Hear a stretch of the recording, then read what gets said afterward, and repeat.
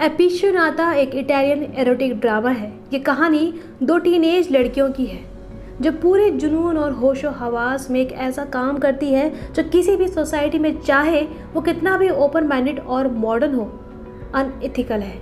इस काम को टैबू कहा जाता है।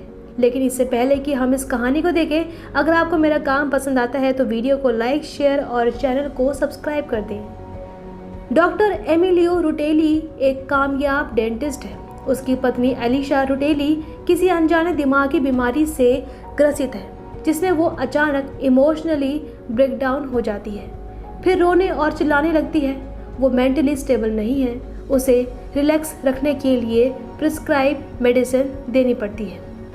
हालांकि आज से बहुत समय पहले वो एक प्रोफेशनल पियानो प्लेयर हुआ करती थी और बड़े बड़े कॉन्सर्ट में पियानो बजाया करती थी। उसका एक आकर्षक इतिहास रहा है। एमिली और एलिशा की एक बेटी है जिसका नाम यूजनिया है। यूजनिया टीनेजर है और जवानी की दहलीज पर खड़ी है। स्कूल में उसकी एक बेस्ट फ्रेंड है जिसका नाम निकोला है। निकोला के पिता एक ब्यूरोक्रेट है और हमेशा घर से बाहर रहा करते हैं। उसकी माँ अब इस दुनिया में नहीं है, इसलिए उसे अपनी आंटी के पास रहना पड़ता है। आजकल निकोला यूजनिया के घर में काफ़ी समय बिताया करती है। वो दोनों साथ में ह्यूमर किया करते हैं। यहाँ आते हुए निकोला नोटिस कर सकती है कि यूजनिया अपनी माँ की कोई ख़ास परवाह नहीं करती है, जबकि इस हालत में उसे केयर की सबसे ज़्यादा ज़रूरत है। यूजनिया का अपनी माँ के प्रति कोई ज़्यादा अफेक्शन नहीं है। वो कहने के लिए अपनी माँ का ख्याल तो रखती है, पर अपनी माँ से ज़्यादा अपने पिता एमिलियो की चिंता करती है और उसके हर ज़रूरत का ख्याल रखती है।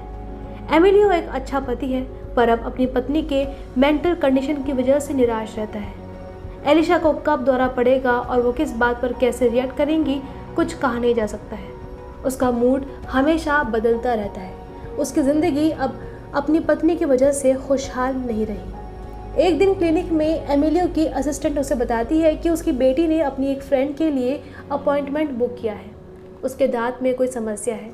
वो यूजनिया की बेस्ट फ्रेंड निकोला है, जो अक्सर एमिलियो के घर भी आया करती है।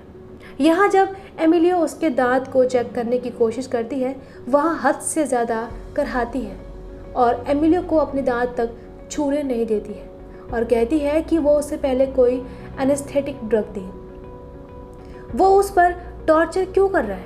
ऊपर से वो नर्स को भी वहाँ से जाने के लिए कहती है क्योंकि वो उसके सामने कंफर्टेबल नहीं है। जब नर्स बाहर चली जाती है, एमिलियो उसे एनेस्थीसिया का इंजेक्शन लगाता है। इंजेक्शन लगाने के बाद निकोला अजीब बर्ताव करती है, जैसे काम उत्तेजना की ऊंचाइयों में हो। शुरू में तो एमिलियो को लगता है कि शायद वो एनेस्थीसिया के असर में ऐसा कर रही है और नींद में है। असल में ऐसा नहीं है। वो एमिलियो के साथ प्यार करना चाहती है। उसके इस बहकावे से एमिलियो भी आवेश में आ जाता है। तब उनके बीच क्लिनिक में ही अफेयर शुरू हो जाता है। पर जब एमिलियो का दिमाग ठिकाने पर आता है, उसे एहसास होता है कि उसने बहुत बड़ी गड़बड़ी कर दी है। उसे ऐसा नहीं करना चाहिए था।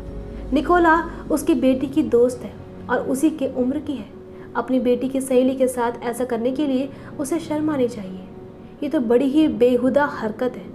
इस घटना के बाद भी निकोला यूजनिया के घर आया करती है, पर एमिली और निकोला एक दूसरे के सामने ऐसा बर्ताव करते हैं जैसे उनके बीच कभी कुछ हुआ ही नहीं था। निकोला में कुछ तो खास बात है। वो यूजनिया से अलग है। उसका बर्ताव यूजनिया की माँ एलिशा के प्रति बड़ा ही करुणा भरा है, जो यूजनिया के घर में नहीं होती है। तब भी वो यूजनिया की माँ से मिलने आया करती है। यूजनिया की माँ एलिशा को भी उसका साथ काफ़ी पसंद है। एलिशा एक दिन उसे अपनी सबसे पसंदीदा ड्रेस पहनने को देती है। एलिशा को चीज़ें बांटना पसंद नहीं है।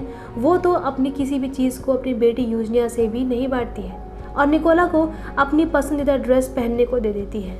शायद वो उसमें अपना रूप देखती हो। यूजनिया की स्कूल फ्रेंड एक पार्टी थ्रो कर रहे हैं। जब यूजनिया और निकोला को वहाँ आने का निमंत्रण देते हैं तो निकोला कहती है कि वो बच्चों की बोरिंग पार्टी में नहीं जाना चाहती है। वो कोई बेबीसिटर नहीं है। वो केवल मर्द होने का दिखावा करते हैं, जबकि अंदर से वो बच्चे ही हैं। इधर एमिलियो को अब बेचैनी सताने लगी है। वो अब निकोला को और ज़्यादा इग्नोर नहीं कर सकता है। निकोला ने क्लिनिक से जाने के पहले उससे कहा था कि वो फिर से वापस आएगी, पर उसने अब तक उसे विजिट नहीं किया है। एक दिन जब वो काम के बाद घर आता है तो यूजनिया को किसी से फ़ोन पर बातें करते हुए सुन लेता है। वो अपने किसी रोमांटिक इनकाउंटर की बात कर रही है। एमिलियो घर के दूसरे फ़ोन से उसकी सारी बातें सुनता है। वो सुन सकता है कि यूजनिया कह रही है कि आज वो जिस आदमी के साथ थी उसने उसके पूरे शरीर को नोच नोच कर उसमें निशान बना दिए हैं। उसने उसके साथ और भी बहुत कुछ किया है। तब एमिलियो गुस्से में यूजनिया के कमरे में चला जाता है और उससे पूरी घटना के बारे में पूछताछ करता है। पर वो उससे कहती है कि वो अपनी फ्रेंड के सामने कूल बनने के लिए उन्हें मनगढ़ंत किस्से सुना रही थी। एमिलियो को उसकी बातों पर यकीन नहीं है। वो उसके कपड़े उतार कर उसके शरीर पर पड़े निशान चेक करता है, पर एमिलियो देख लेता है कि उसके शरीर पर सच में कोई निशान नहीं है। वो सच कह रही थी। वो अपने फ्रेंड को केवल झूठे किस्से सुना रही थी। एमिलियो उस पर बेकार में गुस्सा हुआ। बाद में वो यूजनिया से माफ़ी के अंदाज में कहता है कि वो भी जब उसकी तरह टीनेजर था पूरे स्कूल में एक काल्पनिक लेडी के साथ अपने अफेयर के हिस्से सुनाया करता था। अब तो यूजनिया जानना चाहती है कि उसके पिता की शादी से पहले किसी महिला के साथ सच में कोई अफेयर थे। पर जब वो केवल उसकी माँ से प्यार करने की बात कहता है तब यूजनिया का मूड ख़राब हो जाता है और वो उसे गुड नाइट कहकर सो जाती है। एमिलियो आजकल निकोला को इतना मिस करता है कि उसके सपने भी देखने लगा है। एमिलियो चाहता है कि वो निकोला से जी भर के प्यार करे, पर ऐसा अपनी पत्नी के घर में रहते हुए नहीं कर सकता है। इसलिए उसे कुछ समय के लिए हॉस्पिटल में शिफ्ट करने के बाद सोचता है। जब वो अपनी बेटी यूजनिया से उसकी माँ एलिशा को कुछ समय के लिए हॉस्पिटल में शिफ्ट करने की बात करता है तो वह झट से इस बात पर राजी हो जाती है। पर जब एमिलियो हॉस्पिटल का दौरा करता है तो उसे उसकी आत्मा इस बात की गवाही नहीं देती है उसने एलिशा से कभी प्यार किया था, इसलिए उसे हॉस्पिटल में भर्ती करने की बात को कैंसिल कर देता है। लेकिन घर में हर रोज़ वो एलिशा की ख़राब होती मेंटल कंडीशन को नोटिस भी कर रहा है। वो बड़ी दुविधा में है। एक दिन निकोला उसके पास डेंटल चेकअप के लिए फिर से आती है और एनेस्थीसिया के बाद उससे रोमांटिक होने लगती है। तब एमिलियो उसे कहता है कि उससे प्यार करने के लिए एनेस्थीसिया के नशे में होने का दिखावा करने की आवश्यकता नहीं है। उसने उसे जो इंजेक्शन लगाया था उसमें केवल पानी भरा था। तब निकोला को न जाने क्या होता है, वो गुस्से में वहाँ से चली जाती है। उस रात एमिलियो थोड़ा डिस्टर्ब है और देर रात तक हॉल में अकेला बैठा रहता है। तब यूजनिया अपने कमरे से वहाँ आती है, पर वो उसे वहाँ से अपने कमरे में जाने के लिए कहता है। पर वो कहती है कि अगर वो उसकी जगह होती तो कई लड़कियों के साथ अफेयर रखती। आज यूजनिया अजीब तरीके से पेश आ रही है। उसकी इन हरकतों के सामने वहाँ बैठा नहीं रह सकता, इसलिए अपने कमरे में सोने के लिए चला जाता है। एमिलियो ऐसा फील करता है जैसे यूजनिया उसे सेड्यूस करने की कोशिश कर रही थी। अगले दिन यूजनिया का बर्थडे है। उसने अपने स्कूल के फ्रेंड्स को अपने घर में पार्टी के लिए बुलाया। वो अपनी माँ को परेशान करने के लिए अपने सहेलियों को उसकी माँ की ड्रेस ट्राई करने के लिए देती है।